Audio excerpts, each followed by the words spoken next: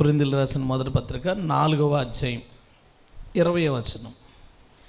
దేవుని రాజ్యము మాటలతో కాదు శక్తితోనే ఉన్నది. ఊరికినే మాట్లాడడంలో దేవుని రాజ్యం లేదట. దేవుని రాజ్యం ఎందులో ఉందట అండి? శక్తితో ఉంది. దేవుని రాజ్యం అంటే ఏంటి? ఎవరైతే యేసుక్రీస్తుని నమ్ముకున్నారో వారిలో ఎవరైతే నీటి మూలంగా ఆత్మ మూలంగా జన్మించారో వారే దేవుని రాజ్యం. అంటే ఈ లోకం అది వేరు, సంఘం వేరు, సంఘంలో దేవుని రాజ్యం వేరు. అర్థమైంది నేను చెప్పింది? మిగతా వాళ్ళు ఎవరు అంటే జన్మించేసాం అనుకుని భ్రమపడే వాళ్ళు ఉండొచ్చు, లేదా జన్మించడానికి ప్రయత్నం చేస్తున్న వాళ్ళు అవ్వచ్చు, ఇంకా మారు మనసు పొందుతున్న వాళ్ళు, ఆత్మ అభిషేకం కోసం ఎదురు చూస్తున్న వాళ్ళు ఉండొచ్చు. వాళ్ళు కూడా ఏదో ఒకరోజు దేవుని రాజ్యంగా మార్చబడడానికి అవకాశం ఉంటుంది. అయితే ఈ రాజ్యం ఎలాగ ఏర్పడుతుందండి? మాటలతో లేదు, శక్తితోనే ఉంది. రాజ్యం అంటే బిల్డింగ్లు కాదు, డినామినేషన్లు కాదు, చర్చిల ఆస్తులు కాదు, ఏది కాదు. రాజ్యం అంటే మనమే. మనం ఎలాగట? దేవుని శక్తి ద్వారా మనం ఏర్పడతాం. హల్లెలూయా.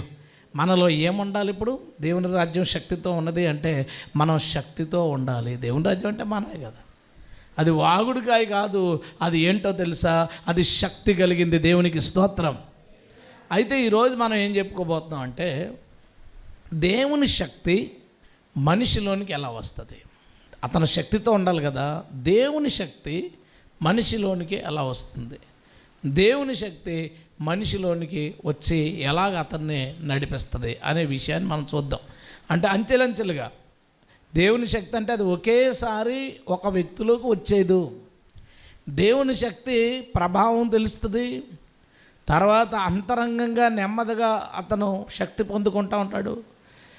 ఒకేసారి అది ఫిల్ అవుతుంది, పరిపూర్ణం అవుతుంది. దేవుని శక్తి పొందడంలో కూడా స్టెప్స్ ఉన్నాయి. అంటే అలా వెళదాం. ఈరోజు మామూలుగా దేవుని శక్తి పొందడం గురించి చాలా సింపుల్గా చెప్పుకోవచ్చు, కానీ అంత సింపుల్ విషయం కాదు అది. అది దఫాలుగా స్టేజీలుగా మనిషి పొందుకుంటూ దాంట్లో పరిపూర్ణతకి ఆ వ్యక్తి వెళ్తాడు. సో ప్రారంభం నుంచి పరిపూర్ణత వరకు ఉన్న మెట్లన్నిటినీ చూడడానికి మనం ప్రయత్నం చేద్దాం. మొత్తం మెట్లన్నిటినీ ఒక మెట్టు తర్వాత ఇంకో మెట్టు అసలు ఏం జరుగుతుంది అనే విషయాన్ని మనం చూద్దాం. చూస్తూ మనం దేవుని శక్తిని ఎలా పొందుకోవాలి, ఆ శక్తితోనే మన జీవితాన్ని ఎలా కొనసాగించుకోవాలనే అతి ముఖ్యమైన విషయాన్ని మనం పరిపూర్ణంగా తెలుసుకుని దేవుని శక్తి గలవారమై దేవుని రాజ్యం అగుదుముగాక. అంటే దేవుని శక్తి మన మీదకి ప్రవహించడానికి, అంటే పరలోకంలో ఉన్న దేవుడు భూమి మీద ఉన్న మనిషి, ఆయన శక్తి మన మీదకి ప్రవహించడానికి మొదట స్వార్థ ద్వారా, తర్వాత విజ్ఞాపన ప్రార్థన ద్వారా స్టెప్ బై స్టెప్ మనం దేవుని శక్తిని పొందుకోవడానికి అవకాశం ఉంటుంది. దేవుని శక్తి మనుషుల్లోకి వచ్చే మూడో విధానం ఏంటో తెలుసా? దేవుని వాక్యమును వినుట. 4వ విషయం చూద్దామండి ఒకసారి. 4వ విషయం అపోస్తలుల కార్యాలు 1వ అధ్యాయం 8వ వచనం. అయినను పరిశుద్ధాత్మ మీ మీదికి వచ్చినప్పుడు మీరు శక్తి నొందెదరు. మరలా చదువుతాం చూడండి. అయినను పరిశుద్ధాత్మ మీ మీదకి వచ్చినప్పుడు మీరు శక్తి నొందెదరు. హల్లెలూయా. ఒక వ్యక్తి శక్తి ఎలా పొందుకుంటాడట? పరిశుద్ధాత్మ వారి మీదకే వచ్చినప్పుడు, పరిశుద్ధాత్మ వారి మీదకి దిగినప్పుడు. ఇంకో మాట కూడా వాడతాడు 2వ అధ్యాయంలో. అగ్నిజ్వాల వంటి నాలుగు వలె వాలగా అంటారు కదా. తల్లి వాలింది అనే మాట వాడతారా? అది బైబిల్లో ఉంది ఆ మాట. వాలగా అంటే అర్థం ఏంటంటే కప్పగా. అంటే పరిశుద్ధాత్ముడు ఏం చేస్తాడంటే వాళ్ళ మీద కప్పేస్తాడు, లేదా వాళ్ళని కమ్ముకుంటాడు, లేదా వాళ్ళ మీద దిగుతాడు, లేదా వాళ్ళ మీద కుమ్మరించబడతాడు. దేవునికి స్తోత్రం. కుమ్మరించబడటం అంటే అర్థం ఏంటి? ఏదైనా ఒక బిందుతోనో దేనితోనో వాటర్ తీసుకొచ్చి ఇలా పోసేసామనుకో, దాన్ని ఏమంటారో తెలుసా? కుమ్మరించడం. డబ్బు కుమ్మరించేశారా? వర్షం కొండపోతగా వచ్చేసింది, కుమ్మరింపు జరిగిపోయింది అంటాం. కుమ్మరించడం అంటే తీసుకొచ్చి పోసాడు. అంటే పరిశుద్ధాత్ముడు వారి నెత్తి మీదకి, వారి దేహాల మీదకి ఆయన దిగేను. దేవునికి స్తోత్రం. దేవుని శక్తి ఒకళ్ళలోనికి ఎలా వస్తుంది అంటే పరిశుద్ధాత్మ ఒకరి మీదకే దిగినప్పుడు. ఇప్పుడు నేను మీకు మాట చెప్తాను జాతకనట్టు. ఇందాక నుంచి మనం పవర్ ఫ్లో అవడం గురించి మనం చూసాం కదా. పవర్ ఫ్లో అవడం గురించి సువార్త చెప్పడం ద్వారా పవర్ అతనిలోకి ఫ్లో అవుతుంది. ప్రార్థించడం ద్వారా శక్తి అతనిలోకి ప్రవేశిస్తుంది. వాక్యం చెప్పడం ద్వారా శక్తి అతనిలోనికి ప్రవేశిస్తుంది. ఎవరిలోకి ప్రవేశిస్తుంది? వినేవాళ్ళలోకి. ఎవరిలోకి ప్రవేశిస్తుంది? ఎవరి కొరకు విజ్ఞాపన చేస్తున్నామో వాళ్ళకి. ఎవరిలోకి ప్రవేశిస్తుంది? ఎవరు సువార్త వింటున్నారో వాళ్ళకి. మరి ఇస్తున్నవాడికి ఎలా వచ్చింది పవరు? వాక్యం చెప్తున్నవాడికి, ప్రార్థన విజ్ఞాపన చేస్తున్నవాడికి, సువార్త చేస్తున్నవాడికి పవర్ ఎలా వచ్చింది? ఇలా వచ్చింది. హల్లెలూయా. ముందు చూసిన 3 ఏంటో తెలుసా? పవర్ని డిస్ట్రిబ్యూట్ చేస్తున్నారు. ఇదేంటో తెలుసా? అతడు పవర్ హౌస్గా మారుతున్నాడు. హల్లెలూయా. ట్రాన్స్ఫార్మర్ ఉంటుందా? ట్రాన్స్ఫార్మర్లోకి పవర్ వచ్చి అక్కడి నుంచి డిస్ట్రిబ్యూట్ అవుతుంది. అంటే పవర్ ఒక చోట తయారవుతుంది. తయారైన పవర్ ట్రాన్స్ఫార్మర్లోకి వచ్చి డిస్ట్రిబ్యూట్ అవుతుంది. దేవుని వద్ద పవర్ ఉంది. ఆ పవర్ ఎవడి మీదకైతే ఆత్మ దిగుతాడో, ఆత్మ దిగినప్పుడు వాడు ట్రాన్స్ఫార్మర్ అవుతాడు. అంటే పవర్ అందులోంచి డిస్ట్రిబ్యూట్ అవుతుంది. ఇతడు మాట్లాడతాడు చూసావా, అప్పుడు సువార్త వలన ఎదుటివాడికి శక్తి వెళ్తుంది. హల్లెలూయా.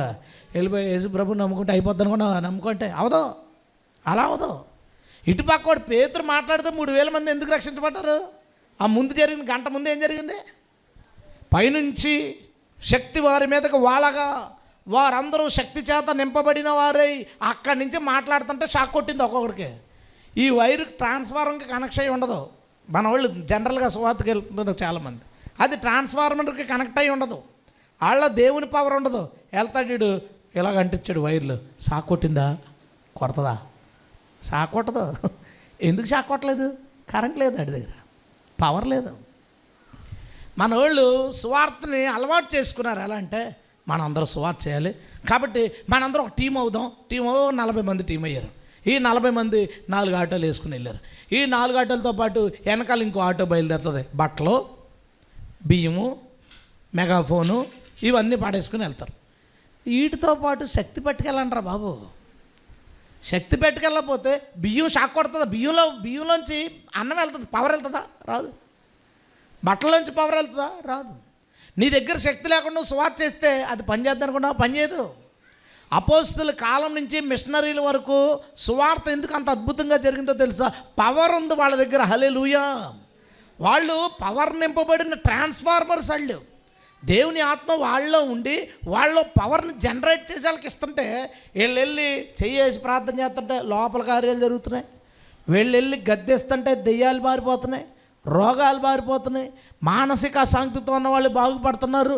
వాళ్ళ హృదయాల్లో ఏముందో చెప్పేస్తున్నారు. వీళ్ళు చెప్పేస్తుంటే అయ్యో వీళ్ళ మామూలు వాళ్ళు కాదు, వీళ్ళు దేవుని శక్తి గలవాళ్ళు. హల్లెలూయా.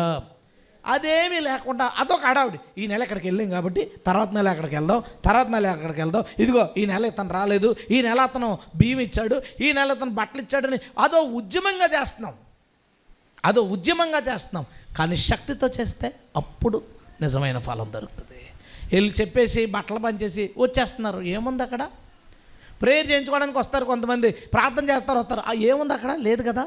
పవర్ ఉన్నప్పుడు కదా అది వాళ్ళకి అందుతుంది. అందుకనే ఒక వ్యక్తి స్వార్థ చేయాలంటే శక్తి కలిగి ఉండాలి. హల్లెలూయా.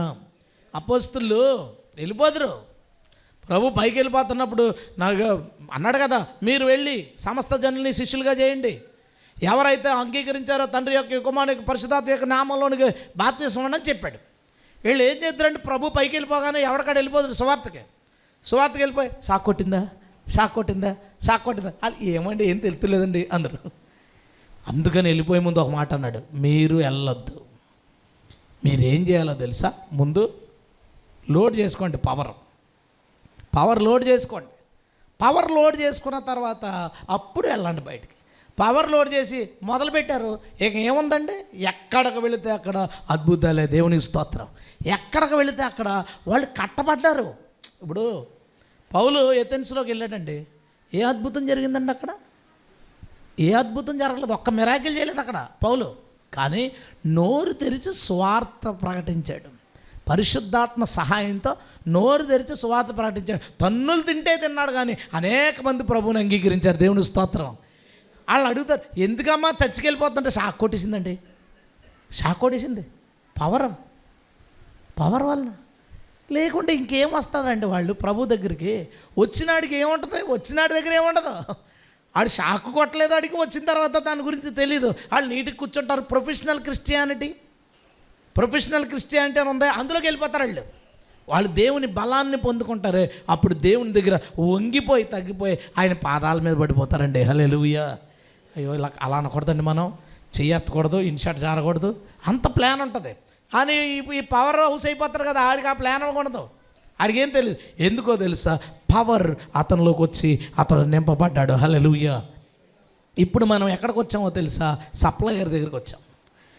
ఆ వ్యక్తిలో సువార్త ఎందుకు పనిచేసిందో తెలుసా? ఇతడు ఆత్మచేత నింపబడినవాడు కాబట్టి. ఒక వ్యక్తిలోకి శక్తి ప్రార్థించగా ఎలా వెళ్ళిందో తెలుసా? ఇతను ఆత్మచేత నింపబడినవాడు కాబట్టి. అటుపక్క వాళ్ళ వాక్యం ఎందుకు పనిచేసిందో తెలుసా? ఇతను ఆత్మచేత నింపబడినవాడు కాబట్టి. ఇతను ఆత్మ లేదు, నేర్చుకున్న దాన్ని చాలా చక్కగా చెప్పాడు, విన్నవాళ్ళు చాలా చక్కగా వింటారు. ఇప్పుడు ఎవరిదైనా వచ్చి షాక్ కొట్టిందా అని అడిగితే ఏం లేదండి, చాలా బాగుంది సార్, అంతా నీట్గా ఉంది ఇక్కడంతా, షాక్ లేదు. అదే దేవుడు మాట్లాడితే వారి హృదయ అంతరంగాల్లోకి దూసుకెళ్ళి వారి హృదయాల్ని మార్పు చేస్తా. దేవుని స్తోత్రం. వారిని బలపరుస్తుంది, వారిని నిలబెడుతుంది. అందుకే దేవుడు నాతో మాట్లాడినప్పుడు ప్రభావవంతమైన పరిచర్య చేయాలన్నట్టు. అంటే ఒక చోటకి వెళ్ళి ప్రసంగం చేస్తే, ఒక చోటకి వెళ్ళి ఒక సువార్త మీటింగ్లో వాక్యం చెప్పేసి వచ్చేస్తే, ఓ పాస్టర్స్ మీటింగ్లోకి వెళ్తే, లేదా ఎవరితోన్నా పర్సనల్గా కూర్చొని మాట్లాడితే, లేదా ఒక పాట రాస్తే, ఒక ప్రసంగం చేస్తే, ఒక ఇమేజ్ చేస్తే, ఒక ఫిల్మ్ చేస్తే, ఏమి చేసినా కానీ అది ప్రభావం చూపించాలి అని మాట్లాడాడు నాతో. ఇక అక్కడి నుంచి ఏం చేశానో తెలుసా? ప్రభావం రావాలి, ఏం చేయాలా? ప్రభువుని అడిగి, దేవుని ఆత్మ నన్ను ఏమి రేపితే, దేవుని ఆత్మ నాకు ఏం దర్శనం చూపిస్తే అది చేసుకుంటా పోయాను. దేవుడు మహాకృప. ఇది వేస్ట్ అయింది అనిపించకుండా, ఈ పాంప్లెట్ వేస్ట్ అయింది అనిపించకుండా, ఈ వీడియో వేస్ట్ అయింది అనిపించకుండా, ఈ ప్రసంగం వేస్ట్ అయింది అనిపించకుండా వెళ్ళిన ప్రతి చోట దేవుడు కార్యాలు చేస్తున్నాడు. హల్లెలూయా. మొన్న రీసెంట్గా ఒక అద్భుతం చేశాడు దేవుడు. చాలా చాలా హ్యాపీయెస్ట్ మ్యాటర్ నాకు అది. ఒక ఫ్యామిలీ వాళ్ళు ఎప్పుడో ఇద్దరు అబ్బాయిలు, ఒక అమ్మాయి. ఆమె భర్త పిల్లలు చిన్నోళ్ళుగా ఉండగా వదిలేసాడంట. వదిలేస్తే ఇంక పిల్లల్ని పెంచలేని నేను చచ్చిపోదాం అనుకున్నప్పుడు ఆర్సీఎం నన్స్ ఎవరో వాళ్ళని సాకి వాళ్ళకి సపోర్ట్ చేశారు. కొంతకాలం ప్రభుని అంత నమ్ముకున్నారు. తర్వాత వాళ్ళ జీవితంలో ఏ విధమైన కార్యాలు జరగట్లేదని. ఎందుకు జరగట్లేదు? పవర్ హౌస్ కాదు అది, ఆర్సీఎం చర్చ్ పవర్ హౌస్ కాదు అది. అందుకని ఏ షాకు లేదు, వాళ్ళకి ఏమి డిఫరెన్స్ రాలా. సరే, మొత్తానికి మానేశారు. అలాగని అన్నిళ్ళు కలిసిపోలేదు, అలాగని చర్చికి వెళ్ళట్లేదు, మానేశారు. మానేసి ఇంచుమించు 15 సంవత్సరాలు ఎంతో అయిపోయింది. మొన్న ఒక మీటింగ్లో నేను గాస్పెల్ మెసేజ్ చెప్పాను. దాన్ని ఒక బ్రదరు వాళ్ళకి పంపించాడంట. ఆ ఒక్క మెసేజ్ని మళ్ళీ వాళ్ళందరూ దేవుళ్ళకి వచ్చారండి. దేవుని స్తోత్రం. వాళ్ళు అన్నయ్య మాట్లాడన్న, వాళ్ళతో మాట్లాడన్న అంటే మొత్తానికి మొన్న విజయవాడ మీటింగ్కి వెళ్ళేటప్పుడు దారిలో ఫ్రీ ఉంది కదా, ఫోన్ చేశాను మాట్లాడాను. చేస్తే 3 రోజుల నుంచి రోజు అదే మెసేజ్ అన్నామండి. మాకు దేవుడు మళ్ళీ మమ్మల్ని దేవుడు పట్టుకున్నాడు అన్నాడు. హల్లెలూయా. ఎంత హ్యాపీ అనిపించిందో, ఎంత సంతోషం అనిపించిందో. నీవు ఏం చేసినా అది పనిచేస్తుంది. అది ఎవరో ఒకరిలో ఏదో విధంగా అది పనిచేసి ఆధ్యాత్మికమైన ఫలితాన్ని తీసుకొస్తుంది. ఎప్పుడో తెలుసా? నువ్వు నింపబడినప్పుడు. హల్లెలూయా. నీ మీదకి పరిశుద్ధాత్మ దిగినప్పుడు, నీవు పరిశుద్ధాత్మ శక్తి చేత నింపబడినప్పుడు నువ్వు ఒక పవర్ హౌస్ అవుతావు. నీ ప్రేయర్ పనిచేస్తుంది, నీ సువార్త పనిచేస్తుంది, నీ ప్రసంగం పనిచేస్తుంది. ఏమీ లేకుండా నీ తెలివితేటలతో, నీ జ్ఞానంతో నువ్వు తయారు చేసిన అందమైన పాటలు అవి మిలియన్ వ్యూస్ రావడానికి తప్ప ఎవరూ ఆధ్యాత్మికంగా బలం పొందుకోవడానికి పనిచేయవు. నువ్వు చెప్పిన ప్రసంగాలు అబ్బా సూపర్ అని కింద నుంచి లవ్ సింబల్స్ కామెంట్లు అడ్డానికి పనిచేయచ్చు తప్ప వాళ్ళ హృదయంలో లోతైన మార్పుని తీసుకురాలేవు. కానీ శక్తితో కూడిన మాటలు ఉంటాయి, శక్తితో పలకబడిన వాక్యం ఉంటుంది. అది హృదయాంతరంగాల్లోకి వెళ్ళి హృదయాంతరంగాలను శోధించి ఆ ఫలితాన్ని బయటికి తీసుకొస్తుంది. దేవుని స్తోత్రం. ఇది ఒక వ్యక్తిని శక్తి చేత నింపే కార్యం.